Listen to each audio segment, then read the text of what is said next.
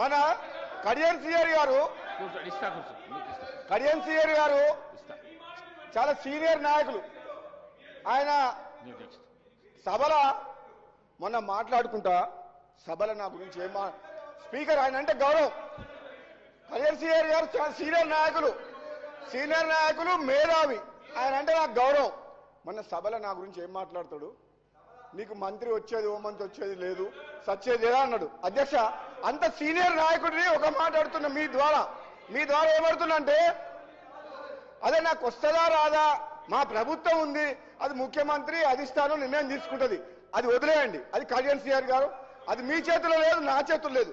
కానీ నువ్వు ఒక ఉద్యమకారుడు తాటికొండ రాజయ్య గారికి నువ్వు 2 సార్లు మోసం చేసినావు. ఎట్లా? ఒకసారేమో ఉప ముఖ్యమంత్రి పదవిలో ఉంటే అవమానకరంగా ఆనాడు తొలగించి ఆయన పీఠంలోకి ఎక్కిండు, ఉప ముఖ్యమంత్రి పదవి తీసుకుండు. ఆయన తెలంగాణ కోసం ఉద్యమ పార్టీ అని చెప్పి ఆనాడు కాంగ్రెస్ పార్టీకి రాజీనామా చేసి టీఆర్ఎస్ పై గెలిస్తే ఉప ముఖ్యమంత్రి పదవిలో అవమానకరంగా తీసేసి పదవిలోకి ఎక్కిన చరిత్ర ఆయనది.